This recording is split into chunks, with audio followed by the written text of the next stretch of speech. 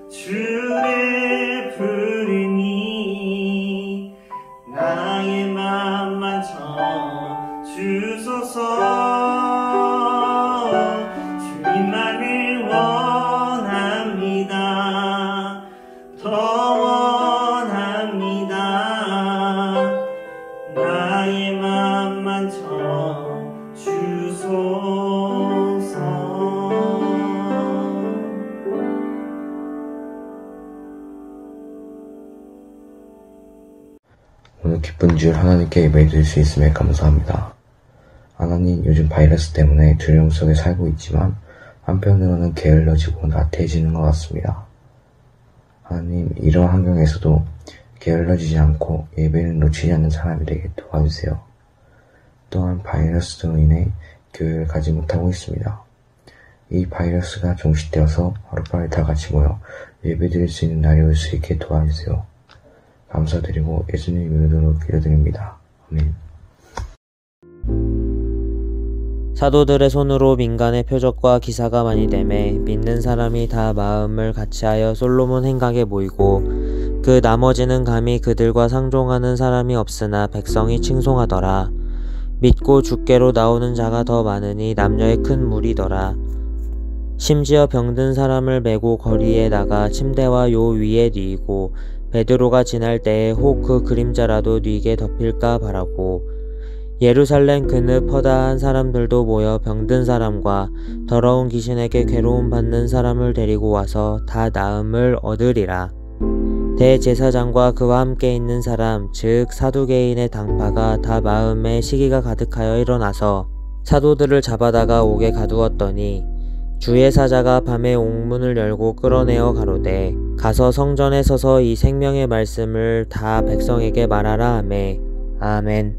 초대교회는 말 그대로 대부흥의 시대였습니다. 사도행전은 교회가 세상을 향해 적극적으로 복음을 말하고 세상은 교회의 복음을 적극적으로 받아들이는 그런 시대였어요. 사도행전 2장 41절 그 말을 받은 사람들은 세례를 받음에 그날의 제자의 수가 3,000이나 더하더라. 2장 47절 하나님을 찬미하며 또 온 백성에게 칭송을 받으니 주께서 구원받는 사람을 날마다 더하게 하시니라. 4장 4절 말씀을 들은 사람들 중에 믿는 자가 많으니 남자의 수가 약 5,000이나 되었더라. 그런데 지금 우리가 살고 있는 이 시대는 부흥이라는 이 단어가 자꾸만 멀어지는 것만 같습니다. 예수님을 믿기 때문에 눈치를 봐야 하는 시대가 됐어요. 예수님을 믿고 있기 때문에 원치 않는 손해를 감수해야 하는 시대가 되었습니다. 그리고 그 상황이 점점 조금씩 더 악화되고 있는 것 같아요. 이러니 부흥이라는 단어가 우리에게서 좀처럼 가까워질 수가 없는 거예요. 그런데 오늘 본문을 통해 우리는 한 가지 사실을 확인할 수 있습니다. 초대교회 성도들도 그리스도인으로서 살아가는 것이 쉽지 않았다는 거예요. 초대교회 성도들도 자신의 정체성을 지키는 것이 그렇게 녹록하지 않았다는 것입니다. 그리스도인이라는 이유 하나만으로 차별당하는 시대, 불이익을 감수해야 하는 시대, 그런 시대가 바로 사도행전의 시대였다라는 거예요. 그럼에도 불구하고 사도행전 초대교회에는 놀라운 부흥들이 계속해서 일어나게 됩니다. 그 이유가 뭘까요? 그 비밀이 뭘까요? 오늘은 그것을 알아보자는 거예요. 대부흥이 나타날 때마다 함께 나타나는 두드러진 특징이 하나 있습니다. 열심으로 모이는 거예요. 지난번에 우리가 읽은 본문 중에 안진뱅이 사건을 기억하시죠? 그 사건의 장소가 바로 솔로몬 행각이라는 장소입니다. 사도행전 2장 11절 나은 사람이 베드로와 요한을 붙잡으니 모든 백성이 크게 놀라며 달려 나아가 솔로몬의 행각이라고 칭하는 행각에 모이거늘. 솔로몬 행각은 지금으로 이야기하면 시민들의 어떤 큰 공원과도 같은 개념을 가지고 있는 땅입니다. 유대인들은 이곳에 와서 자주 모임을 가졌어요. 유대인들은 이곳에 와서 많은 사람들, 여러 사람들과 교제를 했어요. 그리고 일부분이지만 몇몇 장소에서는 공적인 집회들이 가능하기도 했습니다. 그런데 오늘 본문을 통해 우리는 한 가지 사실을 확인할 수 있는데 초대교회 성도들이 이 공적인 장소 솔로몬 행각에서 매일 모임을 갖고 있었다는 것을 보게 됩니다. 사도행전 5장 12절 사도들의 손을 통하여 민간의 표적과 기사가 많이 일어나매 믿는 사람이 다 마음을 같이하여 솔로몬 행각에 모이고 이 모임은 단순한 모임이 아니었습니다. 즐거움을 추구하기 위해 만나는 그런 사모임도 아니었어요. 남들이 알지 못하게 비밀스럽게 모이는 비밀회담도 아니었습니다. 초대교회 성도들은 공개적인 예배를 갖고 있었던 거예요. 그렇기 위해서 예루살렘의 핫플레이스 솔로몬 행각으로 매일 모였던 것입니다. 그런데 여러분 한번 생각해 봐요. 지금 초대교회 성도들이 공개적으로 예배를 가질 수 있는 상황이에요? 아니에요. 아니에요. 그럴 수가 없는 상황이에요. 안진뱅이 사건으로 인해서 초대교회는 유대 지도자들의 눈초리를 봐야 하는 상황이 되었습니다. 그리고 이 사건으로 교회 지도자 베드로와 요한이 감옥에 갇히게 돼요. 그리고 유대 지도자들은 이렇게 이야기합니다. 다시는 예수의 이름으로 말하지도 말고 가르치지도 말라. 이렇게 협박을 한 거예요. 그러니 지금은 조심해야 될 것들이 한두 개가 아닙니다. 그리고 모든 초대교회 성도들은 이 사실을 잘 알고 있었어요. 모이지 말라고 했다. 모이면 위험해진다. 그런데 그럼에도 불구하고 초대교회 성도들은 매일 솔로몬 행각에서 공개적인 예배를 갖습니다. 이렇게 할 수 있었던 이유가 무엇일까요? 초대교회 성도들에게 하나님을 만나는 예배의 시간과 그 약속은 가장 중요했기 때문이에요. 그 시간과 그 약속을 지키기 위해서 초대교회 성도들은 위험을 무릅쓰고 솔로몬 행각으로 매일 향하고 있었던 것입니다. 그렇기 때문에 이 모임은 굉장히 특별한 모임이라고 할 수가 있습니다. 웬만한 믿음 가지고서는 절대 이거 만들어낼 수 없는 모임이에요. 그래서 오늘 본문 13절은 지금 세상이 교회를 어떤 식으로 바라보고 있는지 이렇게 설명해 주고 있습니다. 사도행전 5장 13절. 그 나머지는 감히 그들과 상종하는 사람이 없으니. 세상 사람들이 솔로몬 행각에 모여있는 초대교회 성도들과 더 이상 상종하지 않습니다. 그 이유가 뭘까요? 두려우니까. 분명 유대 지도자들이 예수의 이름으로 말하지도 말고 가르치지도 말라 이렇게 이야기했는데 초대교회 성도들은 계속해서 예수의 이름으로 모이는 거예요. 초대교회 성도들은 계속해서 예수의 이름으로 말하고 예수의 이름으로 전하는 거예요. 이러니 초대교회와 엮이는 것이 지금 굉장히 무서울 수밖에 없죠. 이대로 가다간 분명 아주 무서운 일이 터지긴 터질 거예요. 그런데 여기서 우리는 재밌는 사실을 한 가지 발견할 수 있습니다. 세상 사람들은 교회의 그 모습을 두려워서 어울리지는 못하지만 한편으로는 그들의 믿음을 인정하고 리스펙하고 있다는 거예요. 사도행전 5장 13절. 그 나머지는 감히 그들과 상종하는 사람이 없으나 백성이 칭송하더라. 저 사람들 진짜네. 예수를 믿는다는 그 믿음, 저 사람들의 그 태도, 와 정말 진짜긴 진짜네. 이런 상황 속에서도 계속 모여? 정말 진짜야. 초대교회 성도들이 이런 상황 속에서도 계속해서 공개적인 예배 모임을 가질 수 있었던 이유가 무엇일까요? 이들은 예수 그리스도의 이름을 통해서 얻어지는 그 구원을 확신했어요. 이들은 자신과 함께 하시는 성령님의 능력을 크게 보았어요. 이들은 성령님과 동역하는 것이 무엇인지 알았고 성령님과의 동역을 지속하기 위해서라면 어떤 각오도 준비했던 사람들이에요. 이런 믿음이 있으니 계속해서 모이는데 열심을 낼 수 있었던 거예요. 이런 믿음이 있으니 누구나 쳐다보고 있는 솔로몬 행각에서 매일 모일 수 있었던 거예요.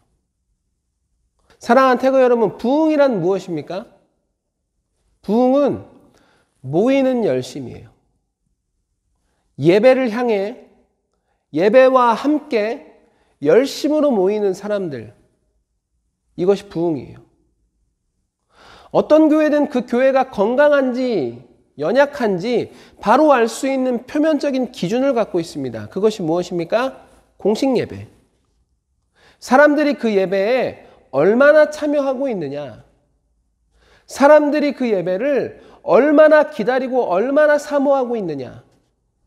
예배에 모이는 사람들을 통해서 우리는 그 교회의 건강함과 연약함을 한눈에 파악할 수 있게 되는 거예요.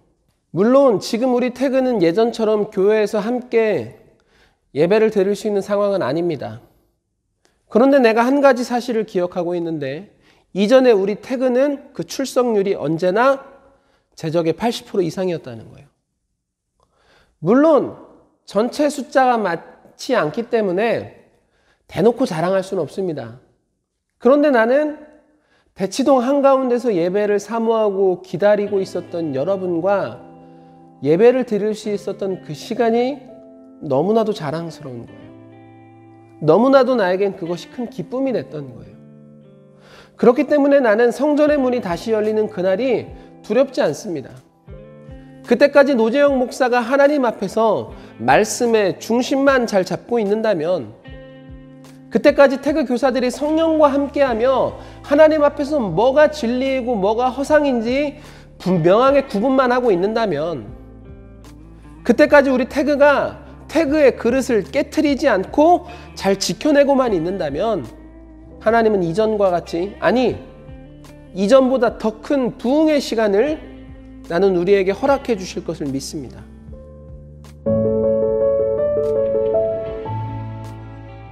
둘째, 부흥은 전도하는 열심입니다.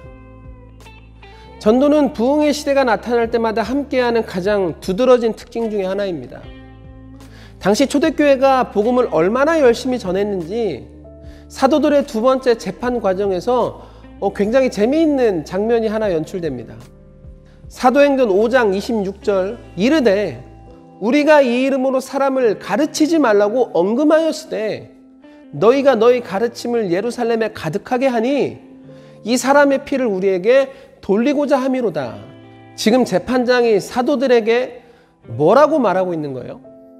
내가 분명 예수의 이름으로 가르치지도 말고 전하지도 말라고 했어, 안 했어? 그런데 왜 예수의 이름을 예루살렘에 가득하게 만드는 거니? 이 평가는 초대교회 자체적인 평가가 아니에요. 초대교회를 지켜보고 있었던 세상이 내려주는 평가입니다. 전하지도 말고 가르치지도 말라고 했잖아. 그런데 왜 예수의 이름을 세상에 가득 채우는 건데?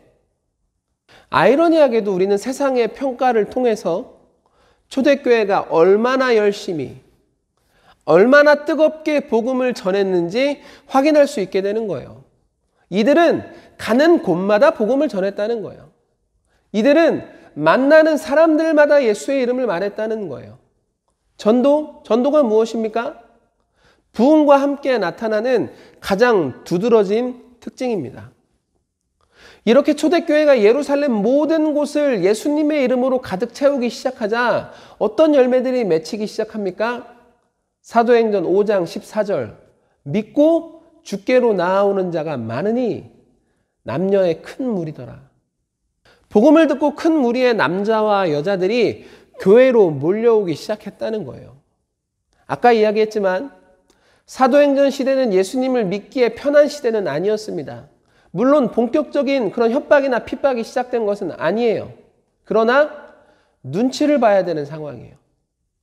희생을 감수해야 예수님을 믿을 수 있는 시대라는 거예요. 이런 와중에도 사람들은 계속해서 교회에 몰려옵니다.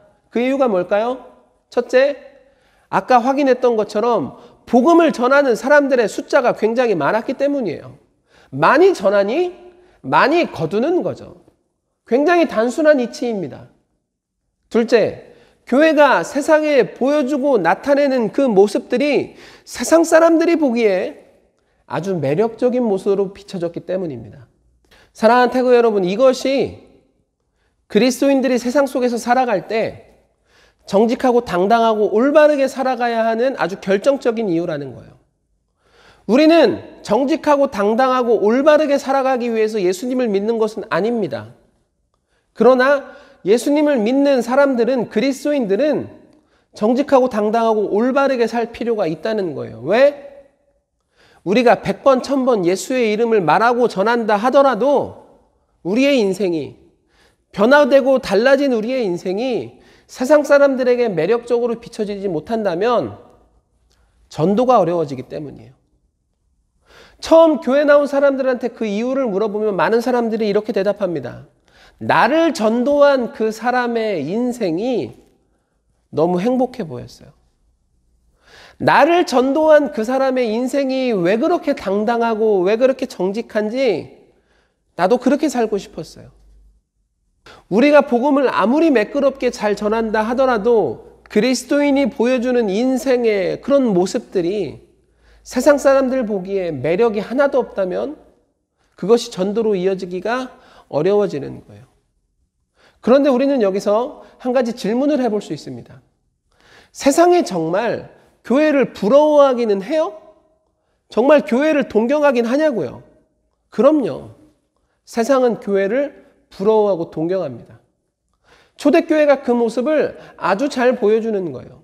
사도행전 2장 46절, 47절. 날마다 마음을 같이하여 성전에 모이기를 힘쓰고 집에서 떡을 떼며 기쁨과 순전한 마음으로 음식을 먹고 하나님을 찬미하며 또 온 백성에게 칭송을 받으니 주께서 구원받는 사람을 날마다 더하게 하시니라. 초대교회에 달라진 성도들의 모습이, 초대교회에 달라진 새로운 성도들의 변화가 세상 사람들의 마음을 뒤흔드는 매력적인 모습으로 나타나기 시작했다는 거예요. 오늘 본문도 마찬가지입니다. 교회는 계속해서 유대 지도자들의 말을 어기고 있어요. 예수의 이름으로 모임을 갖고 있고 예수의 이름으로 말하고 있고 예수의 이름으로 전하고 있어요. 이런 상황 속에서 세상 사람들이 초대교회와 어울리지 않는 것은 당연한 것입니다. 그런데 그 위험성을 알면서도 세상은 초대교회를 바라보며 이런 평가를 하는 거예요. 13절, 그 나머지는 감히 그들과 상종하는 사람이 없으나 백성이 칭송하더라. 여러분 뭐래요? 백성이 칭송하더라. 백성이 교회를 칭송하더라. 세상 사람들이 교회를 칭송하고 교회를 부러워하는 진짜 이유가 뭘까요? 우리가 당당해서? 우리가 정직해서? 이런 것들은 부차적인 이유입니다. 세상 사람들이 교회를 칭송하는 이유는 교회가 진짜를 갖고 있기 때문이에요. 교회가 진리를 갖고 있기 때문입니다. 교회가 실상 되시는 성령님과 함께 하시는 장소이기 때문이에요. 그러니 가짜와 허상을 갖고 살아가는 세상 사람들에게 진짜를 갖고 있는 교회는 아주 매력적으로 비춰질 수밖에 없다는 것입니다. 그래서 교회를 닮고 싶은 거예요. 말은 하지 못하지만 교회를 따라가고 싶은 거란 말이에요. 사랑하는 태그 여러분, 우리 태그는 진짜를 갖고 있는 교회입니다. 그렇기 때문에 이 사실을 잊지 말아야 돼요. 우리는 예수님의 이름으로 모이고 예수님의 이름으로 말하며 예수님의 이름을 전하는 장소가 되어야 합니다. 그런데 지금 우리가 살고 있는 이 시대는 모이기도 말하기도 전하기도 어려운 상황이 된 것은 맞습니다. 그렇다면 이제부터 우리는 절망의 시간을 보내야 되는 거예요. 이제부터 우리는 그 절망이 빨리 지나가기만을 바라며 최대한 웅크리고 다치지 않게 준비하고 기다리고 있어야 되는 거예요? 아니에요. 여러분, 그럴 수가 없다는 거예요. 하나님이 함께 하시는 인생의 절망적인 순간은 존재할 수가 없습니다. 그리고 하나님은 언제나 어떤 상황 속에서도 당신의 자녀를 지켜내실 수 있는 힘이 있으신 거예요. 여러분, 모소대나무라고 들어봤어요? 중국에는 4년 동안 딱 3cm밖에 자라지 않는 이상한 대나무가 있다고 합니다. 그런데 5년째가 되는 그날부터 하루에 30cm씩 성장을 한대요. 그리고 최대 27m까지 자라난다고 합니다. 그리고 5년이 된 후 6주가 지나면 모소대나무의 숲이 만들어진대요. 왜 모소대나무는 5년째가 되는 그날부터 폭풍적인 성장을 하게 되는 걸까요? 4년 동안 눈에 보이지는 않지만 계속해서 뿌리를 내리고 있었던 거예요.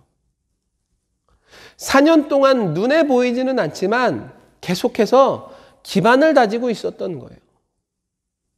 4년 동안 눈에 보이지는 않지만 계속해서 내실을 갖추고 있었던 것입니다.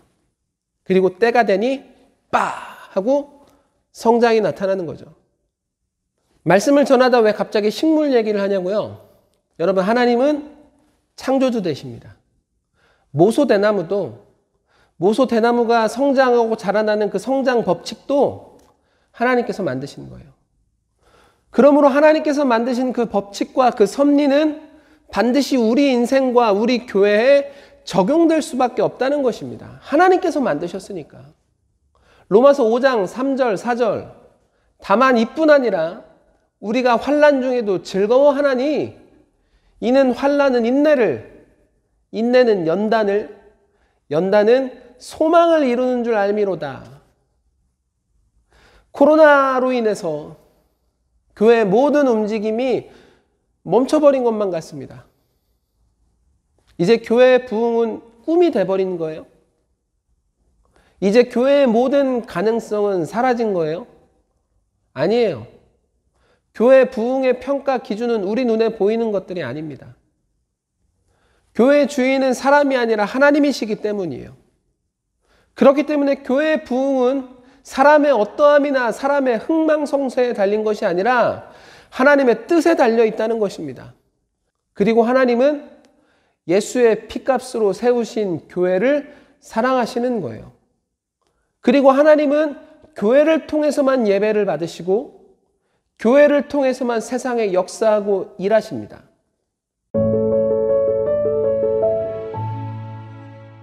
이제 결론입니다.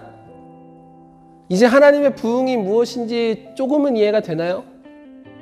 우리가 하나님의 부흥을 조금씩 이해하기 시작할 때 우리는 이 기간이 막혀있는 기간이 아니라 뭐든지 할 수 있는 기간이라는 것을 알게 되는 거예요.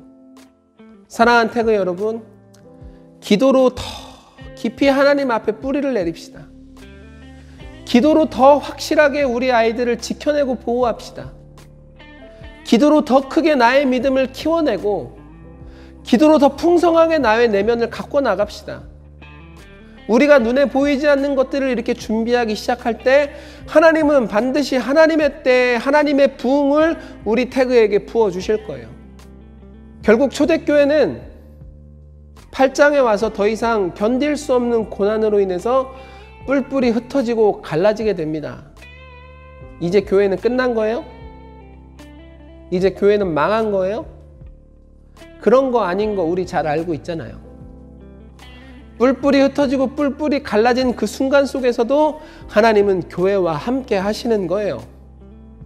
그리고 하나님은 예루살렘 안에만 존재하고 있었던 그 복음을 예루살렘 밖으로 넘어서 온 세상을 향하게 만드시는 거예요.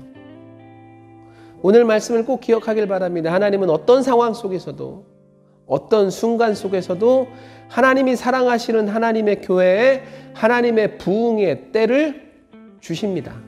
아멘.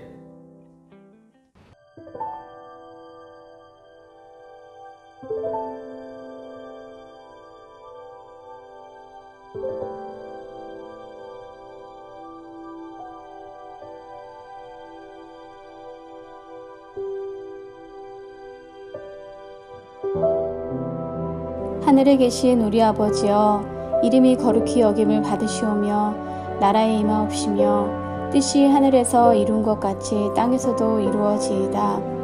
오늘날 우리에게 일용할 양식을 주옵시고 우리가 우리에게 죄 지은 자를 사하여 준 것 같이 우리 죄를 사하여 주옵시고 우리를 시험에 들게 하지 마옵시고 다만 악에서 구하옵소서. 대개 나라와 권세와 영광이 아버지께 영원히 있사옵나이다. 아멘.